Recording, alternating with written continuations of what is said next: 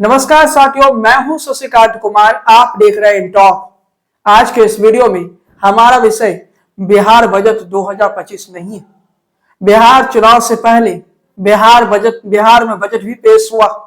इस बजट पर बिहार के लोगों की निगाहें रही, लेकिन आज का हमारा विषय बिहार बजट 2025 नहीं है, बल्कि आज का हमारा विषय नीतीश कुमार के सियासत का अगला चाल क्या होगा और जो कैबिनेट में विस्तार हुआ, उस विस्तार के बाद बिहार की नई कैबिनेट क्या नवंबर तक जो इस सरकार का कार्यकाल है तब तक रहेगी या फिर नीतीश कुमार पलटी मारेंगे।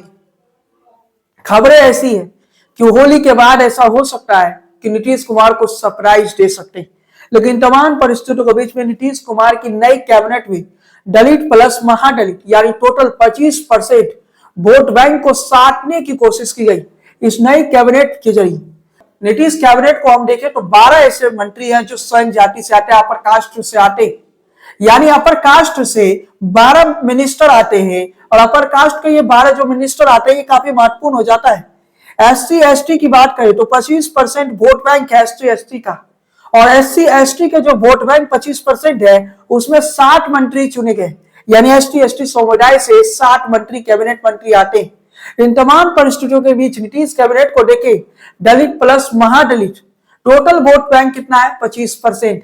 टोटल वोट बैंक अगर 25% है तो इस 25% वोट बैंक के जरिए सियासत की एक नई दिशा को देखिए। कुमार के जो कैबिनेट है वो माइनस यादव है, यानी यादव आपको नजर नहीं आएंगे। एक मंत्री नजर आएंगे, वो विजेंद्र यादव है, बिजली मंत्री। वो नीतीश कुमार के सियासत के शुरुआती दिनों से, लेकिन भाजपा कोटे से किसी यादव को मंत्री नहीं बनाया गया। भाजपा कोटे से जो मंत्री बने हैं, भाजपा जो देख रही है वो उसी प्रकार का समीकरण है जो 2010 से पहले का था। 2010 में भाजपा की जो अपर कास्ट है उसे अपने साथ जोड़ती थी और इसके साथ एसटी एसटी को भी जोड़ती थी। लेकिन जो कैबिनेट का विस्तार हुआ उस पर भी हम चर्चा कर लेते कि कैबिनेट के विस्तार होने के बाद भारतीय जनता पार्टी ने जो कैबिनेट में विस्तार किया उसमें एक कुर्मी समुदाय से भी एक मंत्री बनाया है। भाजपा को वो लक्ष्य, अभी भी भाजपा उस लक्ष्य पर काम कर रही है कि बिहार में भाजपा का मुख्यमंत्री। नीतीश कुमार के जो कोर वोटर्स हैं लव कुश यानी कुर्मी और कुशवाहा, इस वोट बैंक को कहीं ना कहीं नीतीश कुमार के साथ साधने की कोशिश हो रही है। सवाल तो यह है कि भारतीय जनता पार्टी क्या उत्तर प्रदेश में जो रणनीति अपनाई है जिसमें यादव माइनस होते हैं, बाकी ओबीसी जातियों के साथ भारतीय जनता पार्टी कहीं ना कहीं सरकार बनाती है, कुछ वैसा ही रणनीति भारतीय जनता पार्टी वर्तमान में भी बना रही है।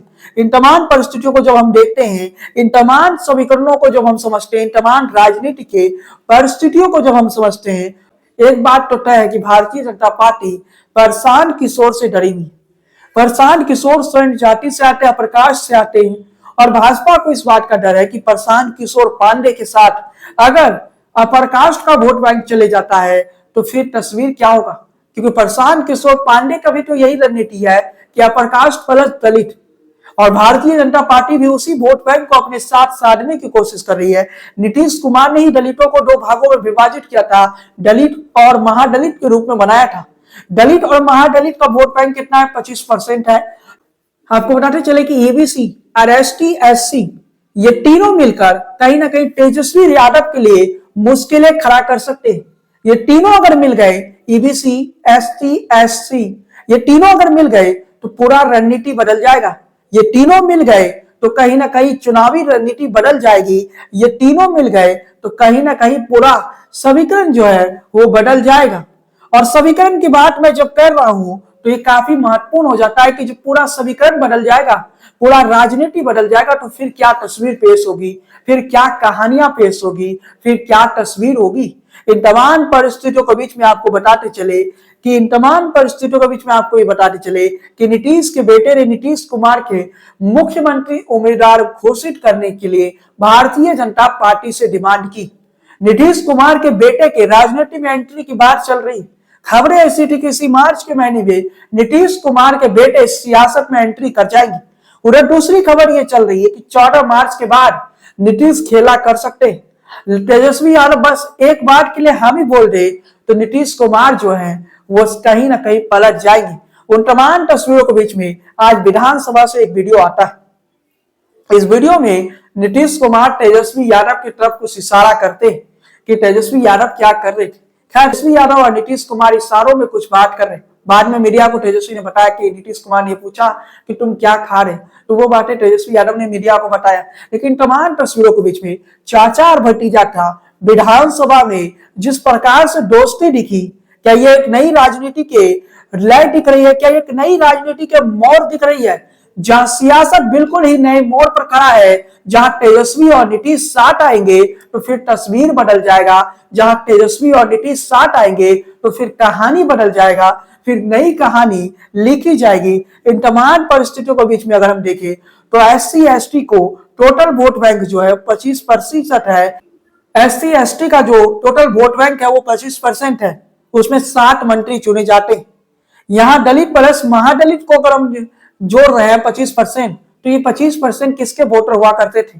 पहले ये किसके वोटर हुआ करते थे? 2005 से पहले, जब नीतीश ने दलित और महादलित नहीं बनाया था, उससे पहले ये वोटर किसके थे? तो उससे पहले ये जो वोटर्स थे वो ये लालू प्रसाद यादव के वोटर माने जाते थे। बिहार में पिछड़ा और दलित ये लालू यादव के वोटर माने जाते थे, इसमें मुसलमान भी।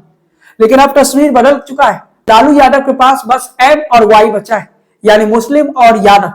भारतीय जनता पार्टी उसी रणनीति पर फोकस कर रही है कि माइनस यादव, यानी यादव वोट मिले या ना मिले, लेकिन OBC का सारा वोट ले लिया जाए, EBC का सारा वोट बैंक ले लिया जाए और SC ST का भी सारा वोट ले लिया जाए। भारतीय जनता पार्टी उस रणनीति पर काम कर रही है। भारतीय जनता पार्टी की ये रणनीति स्पष्ट है। जैसे उत्तर प्रदेश में यादवों को साइडलाइन भारतीय जनता पार्टी ने कर दिया, बिहार में भी भाजपा वही करने जा रही है। यादवों की आबादी बिहार में काफी ज्यादा है, लेकिन उसके बावजूद भी भारतीय जनता पार्टी एक ऐसी चाल खेल रही है जहां तेजस्वी का MY समीकरण बिल्कुल ना बिगड़े, लेकिन भाजपा अपने अंदर एक नया समीकरण बनाना चाह रही है। वो समीकरण है दलित प्लस महादलित। और कहीं ना कहीं नीतीश कुमार ने दलित प्लस महादलित बनाने के पीछे का उद्देश्य यही था कि लालू यादव का कोई वोटर लालू यादव से टूटे। लेकिन तमाम तस्वीरों के बीच में तेजस्वी यादव कहते हैं कि हमारे साथ A to Z है। A to Z का मतलब समझ लीजिए, जब तेजस्वी यादव कहते हैं कि हमारे साथ A to Z है, तो A to Z का मतलब है इसमें भूमियार भी आते हैं, इसमें ब्राह्मण भी आते हैं, इसमें दलित भी आते हैं, इसमें यादव भी आते हैं, इसमें मुस्लिम भी आते हैं। तेजस्वी कहना ये चाह रहे हैं। इन तमाम तस्वीरों के बीच में, इन तमाम कहानियों के बीच में एक नई सियासत दिख रही है। वो नई सियासत ये दिख रही है कि भाजपा अपना मुख्यमंत्री बनाना चाह रहा है और इस बात को नीतीश कुमार भाप चुके। यहां तक कि नीतीश कुमार के बेटे भी समझ चुके हैं और नीतीश कुमार के जो बेटे हैं वो भी ये जानते हैं कि आखिर तस्वीर क्या होने जा रही है। नीतीश कुमार के बेटे इस बात को जानते हैं कि अगर पिता को मुख्यमंत्री की कुर्सी नहीं मिला तो भारतीय जनता पार्टी जहां अपना मुख्यमंत्री बना लिया फिर कहानी पलट जाएगी। फिर भारतीय जनता पार्टी ने अगर अपना मुख्यमंत्री बना लिया तो फिर पिक्चर ही पलट जाएगी, फिर तस्वीर ही पलट जाएगी। अगर भाजपा ने अपना मुख्यमंत्री बना लिया तो फिर एक नई कहानी लिखा जाएगा, फिर एक नई कहानी की तस्वीर लिखी जाएगी। अगर भारतीय जनता पार्टी ने अपना मुख्यमंत्री बना लिया तो उस तस्वीर में JDU और RJD दोनों का वजूद बिहार की राजनीति में सदा के लिए समाप्त हो जाएगा, क्योंकि भाजपा जहां अपना मुख्यमंत्री बनाता है वह 15 से 20 साल तो राज करता है। और इस वक्त दोनों ही पार्टियों की राजनीति खतरे में है, इस समय दोनों ही पार्टियों की सियासत खतरे में है और इस वक्त दोनों ही पार्टियों को फैसला बड़ा लेना है। इस दोनों ही पार्टियों को यह पता है कि जिस दिन बिहार में कोई RSS की पसंद की कोई भारतीय जनता पार्टी का मुख्यमंत्री बन जाता है, उसी दिन नीतीश और लालू ने जो सियासत का बुनियाद बिहार की धरती पर रखा वो बुनियाद ही समाप्त हो जाएगा। वो समाजवाद का बुनियाद खत्म हो जाएगा, क्योंकि भारतीय जनता पार्टी पहला चुनाव जरूर मुद्दों पर जीत जाए, लेकिन अगले चुनाव से वो हिंदू और मुसलमान की इस कदर राजनीति करेगा कि भाजपा को हराना इन दोनों ही पार्टियों के लिए आसान नहीं हो पाएगा। क्योंकि भारतीय जनता पार्टी जैसे अकेले दम पर सरकार बना लिया, इन दोनों ही पार्टियों को पता है उसके बाद बिहार की राजनीति खतरे में पड़ जाएगी। अगर नीतीश कुमार अगर भाजपा के साथ है तो उसके पीछे का बड़ा कारण ये है कि भारतीय जनता पार्टी अपना मुख्यमंत्री न बनाए। असल में तो लालू यादव और नीतीश कुमार शुरू से साथ में है। लालू यादव नीतीश कुमार में कोई मतभेद नहीं है, दोनों का एकमात्र लक्ष्य है कि भारतीय जनता पार्टी का मुख्यमंत्री न बने। और जब इन्हें ये लगता है कि अगर भाजपा के साथ नीतीश कुमार रहेंगे तो भाजपा अपना मुख्यमंत्री बना लेगा, उस वक्त नीतीश कुमार अलग होकर राजद के साथ चले जाते हैं। और जब इन्हें ये लगता है कि आप दोनों के साथ रहे तो दोनों की कुर्सी खतरे में है, तो उस समय नीतीश कुमार पलटी मारकर भाजपा के साथ चले जाते हैं। मतलब थोड़ा समीकरणों को समझिए, मतलब थोड़ी राजनीति की परिस्थितियों को समझिए कि लालू और नीतीश अलग कभी हुए नहीं, क्योंकि लालू और नीतीश का जो सियासी बुनियाद है वो एकमात्र है कि भारतीय जनता पार्टी का मुख्यमंत्री ना बने, भारतीय जनता पार्टी का मुख्यमंत्री ना बने। लालू यादव के पास ये जिम्मेदारी है कि कांग्रेस पार्टी भी अपना नेता बिहार में आगे ना बढ़ा सके, कांग्रेस पार्टी भी बिहार में फिर से वो वजूद में ना आ जाए जो 90 से पहले था।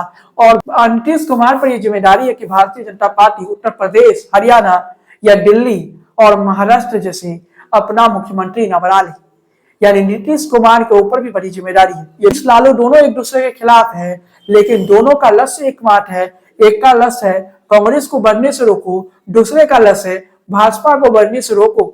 उस परिस्थिति में भाजपा को आने मत दो कि भाजपा अपना सरकार बना ले। और आरजेडी का यह लक्ष्य है कि उस परिस्थिति में कांग्रेस भी ना जाए जहां से कांग्रेस ये सोचे कि कांग्रेस का बिहार वापसी हो चुका है, कांग्रेस फिर से 90 से पहले जैसा बन चुका हो। इन दोनों ही पार्टियों का जो लक्ष्य है वो एकमात्र है कि सत्ता में या तो राजद की सत्ता हो या फिर नीतीश कुमार का सत्ता हो, सत्ता में कोई तीसरा ना आ जाए, सत्ता में कोई तीसरा व्यक्ति ना आ जाए, यानी भाजपा अपना मुख्यमंत्री ना बना ले। अगर भाजपा अपना मुख्यमंत्री बना ले तो वहीं से गड़बड़ी शुरू हो जाएगी। वहां से 15 से 20 साल तो मान के चलिए कि बिहार में भाजपा के ही मुख्यमंत्री रहेंगी। इन तमाम तस्वीरों के बीच में आखिर बिहार की जनता इस साल के अंत में क्या फैसला लेता है, ये देखना भी दिलचस्प होगा।